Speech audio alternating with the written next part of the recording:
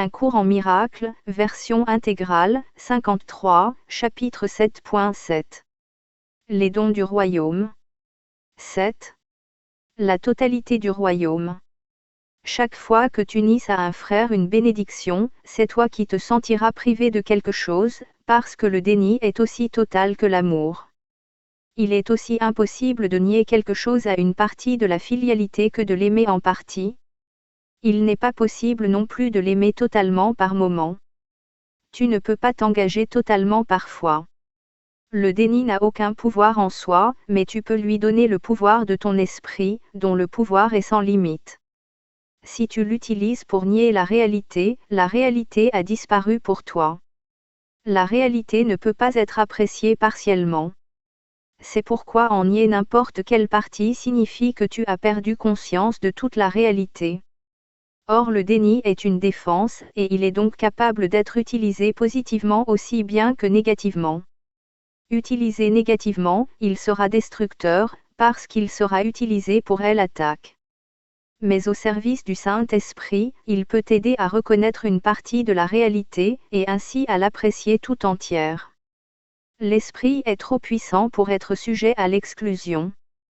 Tu ne seras jamais capable de t'exclure toi-même de tes pensées. Lorsqu'un frère agit de manière insane, il t'offre une occasion de le bénir. Son besoin est le tien. Tu as besoin de la bénédiction que tu peux lui offrir. Il n'y a pas moyen pour toi de l'avoir, sauf en la donnant.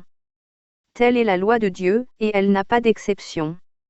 Ce que tu nies te manque, non pas parce que cela est manquant mais parce que tu l'as nié en autrui et tu n'en as donc pas conscience en toi.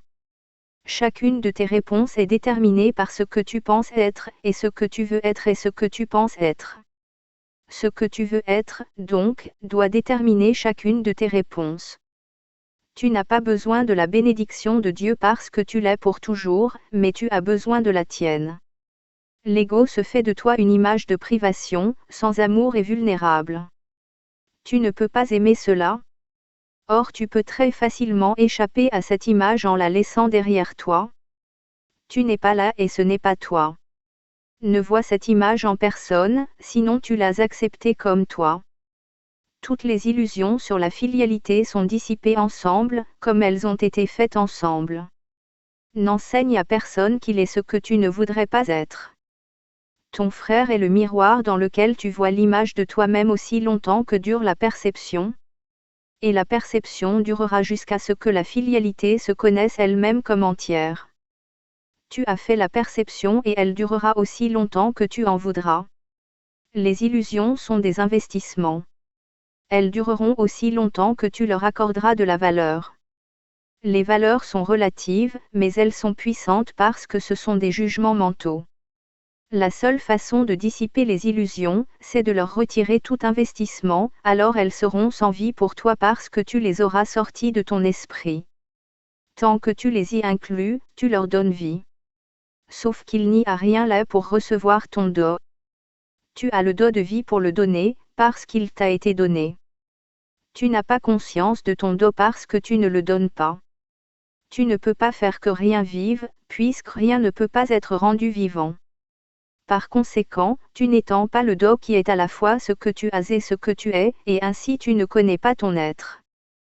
Toute confusion vient de ne pas étendre la vie, parce que cela n'est pas la volonté de ton Créateur. Tu ne peux rien accomplir à part de lui, et de fait tu n'accomplis rien à part de lui. Continue dans sa voie pour te souvenir de toi-même, et enseigne sa voie pour ne pas t'oublier. Ne rends honneur qu'au Fils du Dieu vivant, et compte-toi avec joie parmi eux. L'honneur est le seul do qui convienne à ceux que Dieu lui-même a créés dignes d'honneur, et qui l'honorent. Donne-leur de les apprécier comme Dieu toujours les apprécie, parce qu'ils sont ses fils bien-aimés qui ont toute sa faveur. Tu ne peux pas être à part d'eux parce que tu n'es pas à part de lui. Repose-toi dans son amour et protège ton repos en aimant. Mais aime tout ce qu'il a créé, dont tu fais partie, ou tu ne peux pas apprendre ce qu'est sa paix ni accepter son do pour toi-même et comme toi-même. Tu ne peux pas connaître ta propre perfection jusqu'à ce que tu aies honoré tous ceux qui furent créés pareils à toi.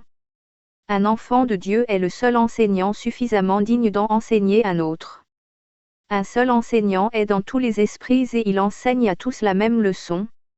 Il t'enseigne toujours la valeur inestimable de chaque fils de Dieu, et il l'enseigne avec une patience infinie née de l'amour infini pour lequel il parle. Chaque attaque est un appel à sa patience, puisque sa patience peut traduire l'attaque en bénédiction. Ceux qui attaquent ne connaissent pas qu'ils sont bénis. Ils attaquent parce qu'ils se croient privés de quelque chose. Donne, donc, de ton abondance, et enseigne-la leur à tes frères. Ne partage pas leurs illusions de manque, sinon tu te percevras toi-même comme ayant un manque. L'attaque ne pourrait jamais favoriser l'attaque si tu ne la percevais pas comme un moyen de te priver de quelque chose que tu veux. Or tu ne peux pas perdre une chose à moins que tu ne lui accordes pas de valeur, et donc que tu ne la veuilles pas. Pour cette raison tu as le sentiment d'en être privé, et en projetant ton propre rejet tu crois alors que les autres te l'enlèvent. Tu dois avoir peur si tu crois que ton frère t'attaque pour t'arracher le royaume des cieux. En définitive, toute projection de l'ego a cela pour base. Étant la partie de ton esprit qui ne croit pas être responsable d'elle-même, et étant sans allégeance envers Dieu, l'ego est incapable de confiance. Projetant sa croyance insane que tu as trahi ton Créateur, il croit que tes frères, qui en sont aussi incapables que toi, cherchent à t'enlever Dieu. Chaque fois qu'un frère en attaque un autre, c'est ce qu'il croit. La projection voit tes propres souhaits en autrui. Si tu choisis de te séparer de Dieu, c'est ce que tu penseras que les autres te font. Tu es la volonté de Dieu.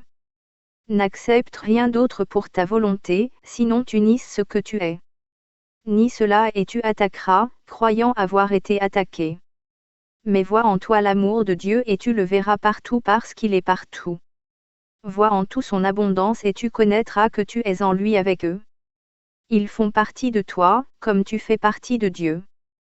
Tu es aussi seul quand tu ne comprends pas cela que Dieu lui-même est seul quand ses fils ne le connaissent pas. La paix de Dieu, c'est de comprendre cela. Il y a une seule voie qui mène hors de la pensée du monde, comme il y avait une seule voie pour y entrer. Comprends totalement en comprenant la totalité.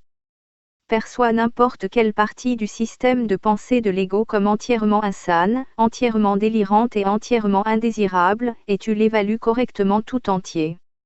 Cette correction te permet de percevoir n'importe quelle partie de la création comme entièrement réelle, entièrement parfaite et entièrement désirable. Ne voulant que cela, tu n'auras que cela, et ne donnant que cela, tu ne seras que cela.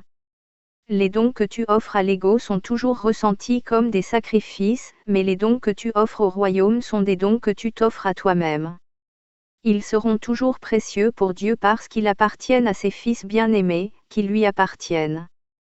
À toi appartiennent toute puissance et toute gloire, parce qu'à lui appartient le royaume.